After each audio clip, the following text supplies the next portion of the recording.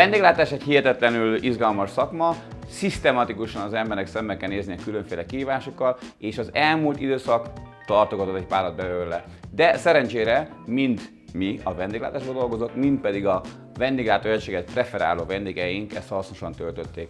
Rengeteget tanult mind a két oldal, és ezt mi kihasználjuk. Kihasználjuk úgy, hogy a vendégeket az egyik szintről a következő szintre jutatjuk el, azáltal, hogy a jó minőséghez képest még jobb minőséget ajánlunk, mind párlatokban, mind pedig koktélokban.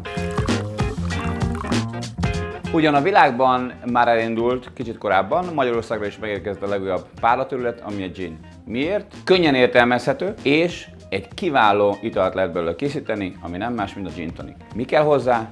Jó minőségű gin, jó minőségű tonik, némi citrus vagy fűszer. És természetesen, barátok, meg sok jég. Kedves fogyasztók a gint leginkább a gin tonic révén ismerik.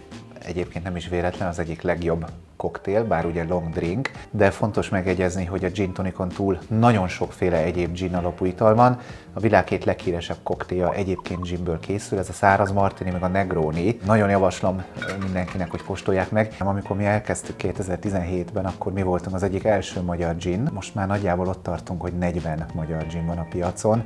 Ez mind 5 év alatt. Én azt gondolom, hogy két oka van a gin fejlődésének. Egyrészt nyilván egy nagyon erős külföldi, nyugat-európai, amerikai hullám, ami ide átért Magyarországra, de azt gondolom, hogy Magyarország amúgy is alkalmas erre. Mi boróka nagyhatalom vagyunk, sokan nem tudják, hogy a boróka a ginnak az alapanyaga. Nagyon sok helyen terem jó magyar boróka. Régen nagyon sok boróka pálinkát, boróka párlatot ittak a magyarok. A másik ok, hogy miért érdekes termék a gin, mert nagyon sokat lehet vele kísérletezni, nagyon sokféle ízvilágot lehet benne megjeleníteni. Mi például a mákot választottuk, mint a hazai, helyi alapfűszerünk. Ez tükrözi egy kicsit ugye a ginünknek a származását. Ja, aminek nagyon örülünk, hogy egyre több vidéki rendezvényen is, legyen ezek zenés rendezvények, kulturális rendezvények, sportrendezvények, egyre több helyen már nem csak a megszokott fesztiválitalok vannak, hanem nagyon sok helyen kis gin kitelepülések, kis mobil koktélbárok, úgyhogy azt gondolom, úgy már úgy a vidéki kultúrába, ital szokásokba is sikerült telet nyernünk azáltal, hogy meg tudjuk mutatni, hogy igenis magyar ginből lehet nagyon jó koktélokat készíteni, és nem csak a gin tonica a fő gin ital. Minden trend egyszer véget ér, a nagyvilág azt mondja, hogy a következő trend az nagy valószínűséggel a rum lesz. Miért a rum? Kiváló kérdés. A mi világunk egyik leghosszabb tartó időszaka a tiki időszak volt, és a tiki időszaknak alapvető párlata az a rum volt. A tiki a polinéz, vagy a vélt polinéz bárkultúra egyik irányvonala, és alapvetően a rum a bázisa szinte minden egyes italnak. Értem itt ez alatt például a mojito, daiquiri, Mai Tai, zombi, és még sorolhatnánk hosszú-hosszú perceken keresztül, hogy mik ezek. Európában, ahol jellemzően és mindig is volt cukorgyártás, és ugyanúgy készült, és ugyanúgy keletkezett a cukorgyártásnak mellékterméke, mint ahogy a karibi térségben a cukornágygyártásból keletkező melasz. Ugyanilyen melasszal találkozhatunk a cukorrépából készült cukor feldolgozása során. Cukorgyártás mellékterméke a melasz. A nátscukorból készült melaszhoz képest pontosan ugyanolyan jól felhasználható volna a cukorrépából készült cukorgyártása során keletkező teljesen hasonló jellegű melasz. Sajátos egyéni ízt kölcsönözve, hiszen ez mégiscsak Európa. Magyarországon vannak jó helyek, ahol jó párlatokat, közöttük jó rumokat, és a belőlük készült kifejezetten jó rumalapú koktélokat is megkóstolhatják. Magyarként mi sem lehet sokkal, de sokkal fontosabb nekünk, mint a pálinka.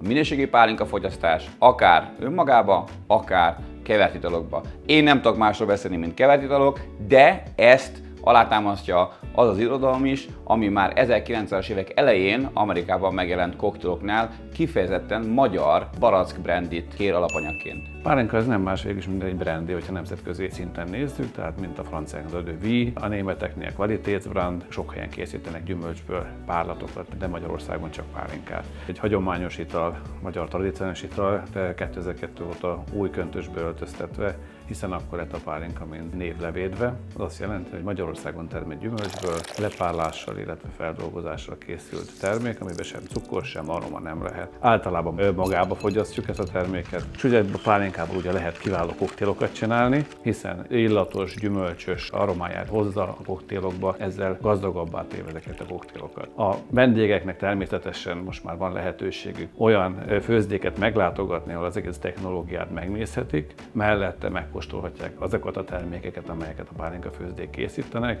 és hogyha szerencséjük van, még találnak egy olyan vendéglátóipari egységet is, aki pálinkával főz, illetve pálinkával kombinálja az ételeket, amelyeket felkínál. A szívemhez a legközelebb áll a koktél, nem csoda. Nagyon örülök annak, hogy az elmúlt pár évben elképesztően sok és nagyon jó minőségű bár nyílt Magyarországon, nem csak Budapesten szerencsére, és aminek sokkal jobban örülök, hogy az éttermek és szállodák is felfedezték ezen világot, egy olyan minőségi ital kínálatot prezentálva a vendégeknek, amivel gyakorlatilag nemzetközi szinten is büszkévé tudnánk tenni magunkat. A magyarországi koktélkultúráról beszélni mindig nagyon megtisztelő, nagyon izgalmas és nagyon érdekes is egyben. Egyrészt azért, mert hihetetlen fejlődésen mentünk át az elmúlt 10-15 évben. Ez vonatkozik az alapanyagokra, vonatkozik termékekre, vonatkozik gyártástechnológiára, vonatkozik a fűszerekre például, amiket használunk. Nagyon izgalmasan fedezzük fel azt, hogy milyen lehetőségek rejlenek regionálisan abban, hogy mi a Kárpát-medencében élünk, és amilyen típusú diverzitás van. És nem csak Budapest centrikusan kell, hogy gondolkodjunk ebben a témában, hanem számos olyan nagyváros van Magyarországon, ahol kiváló szaktudással rendelkező bártenderek, bártulajdonosok abszolút építő jelleggel edukálják a párlatot és koktélokat, kedvelőket, és abszolút új irányokat és jó dolgokat tudnak ebben a témában mutatni. Ha valaki ezeknek a párlatoknak, illetve a kevert italoknak a felfedezésére adja a fejét, én személy szerint nagyon ajánlom, hogy mindig fogyasszanak elegendő mennyiségű vizet az italai mellé. Ez sok macskajajtól és kemény fájdalmaktól tudja az embert megkímélni. Nem szabad megfelelkeznünk az alkoholmentes italokról is, sőt, az alkoholosok között is sokkal népszerűbbek manapság azok, amik alacsonyabb alkoholtartalommal bírnak. Abszolút új irányokat tudnak mutatni, abszolút új ízeket tudnak kombinálni, friss gyümölcsök, fűszerek, virágok, a rozmarittól elkezdve a levenduláig szinte minden elfér egy-egy pohárban vagy egy megfelelően megkomponált koktélban. hellohungary.hu. Hello új élmények!